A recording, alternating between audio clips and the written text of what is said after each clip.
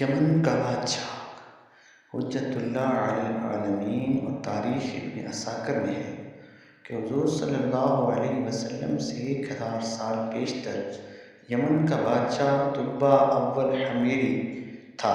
ایک مرتبہ وہ اپنی سلطنت کے دورہ کو نکلا۔ 12,000 عالم اور حکیم، 1,32,000 سوار، 13,000 پیادہ اپنے ہمراہ لیے اس شان سے نکلا۔ جہاں بھی پہنچتا اس کی شان و شوکت شاہی دیکھ کر مخلوق خدا چاروں طرف سے نظارہ کو جمع ہو جاتی تھی۔ یہ بادشاہ جب دورہ کرتا ہوا مکہ معظمہ پہنچا تو کوئی اسے دیکھنے نہ آیا۔ بادشاہ حیران ہوا اور اپنے وزیر اعظم سے اس کی وجہ پوچھی تو اس نے بتایا کہ اس شہر میں ایک گھر ہے جسے بیت اللہ کہتے ہیں۔ اس کی اور اس کے خادموں کی، جو یہاں کے باشندے ہیں، تمام لوگ بے حد تعظیم کرتے ہیں، اور جتنا آپ کا لشکر ہے اس سے کہیں زیادہ دور و نزدیک کے لوگ اس گھر کی زیارت کو آتے ہیں اور یہاں کے باشندوں کی خدمت کر کے چلے جاتے ہیں۔ پھر آپ کا لشکر ان کے خیال میں کیوں آئے؟ یہ سن کر بادشاہ کو غصہ آیا اور قسم کھا کر کہنے لگا کہ میں اس گھر کو کھدوا دوں گا، یہاں کے باشندوں کو قتل کروا دوں گا۔ یہ کہنا تھا کہ بادشاہ کے منہ ناک سے خون بہنا شروع ہو گیا اور ایسا بدبودار مادہ بہنے لگا کہ اس کے پاس بیٹھنے کی بھی کسی کو طاقت نہ رہی۔ اس مرض کا علاج کیا گیا مگر افاقہ نہ ہوا۔ شام کے وقت بادشاہ کے ہمراہ علماء میں سے ایک عالم ربانی تشریف لائے۔ نبض دے کر فرمایا، مرض آسمانی ہے اور علاج زمین کا ہو رہا ہے۔ اے بادشاہ، آپ نے اگر کوئی بری نیت کی ہے تو فوراً اس سے توبہ کیجیے۔ بادشاہ نے دل ہی دل میں خانہ کعبہ کے متعلق اللہ سے توبہ کی۔ توبہ کرتے ہی اس کا وہ خون اور مادہ بہنا بند ہو گیا۔ پھر صحت کی خوشی میں اس نے بیت اللہ شریف کو ریشمی غلاف چڑھایا اور شہر کے ہر باشندے کو 7 اشرفی اور 7 ریشمی جوڑے نظر کیے۔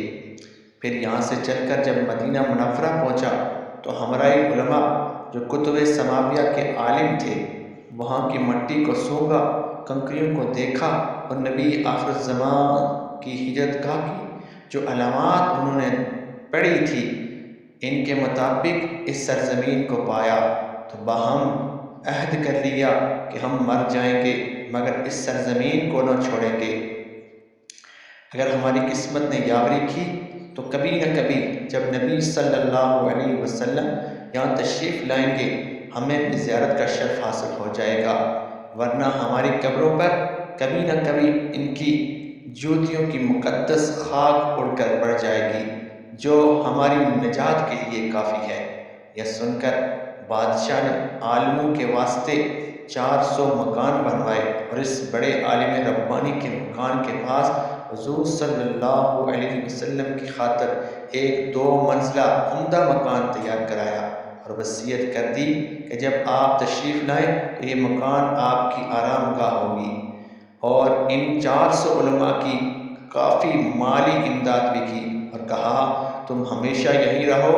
اور پھر اس بڑے عالم ربانی کو ایک خط لکھ دیا اور کہا میرا یہ خط اس نبی آخر الزمان صلی اللہ علیہ وسلم کی خدمت اقدس میں پیش کر دینا، اور اگر زندگی بھر تمہیں حضور صلی اللہ علیہ وسلم کی زیارت کا موقع نہ ملے تو اپنی اولاد کو وصیت کر دینا کہ نسلاً بعد نسل یہ خط محفوظ رکھیں حتیٰ کہ سرکار عبد قرار صلی اللہ علیہ وسلم کی خدمت میں پیش کیا جائے۔ یہ سن کر بادشاہ وہاں سے چل دیا۔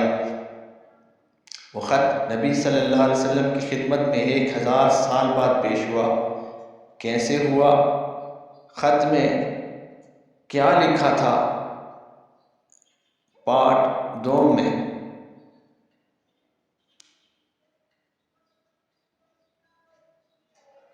سنیے اور عظمت مصطفیٰ کا اعتراف فرمائیے۔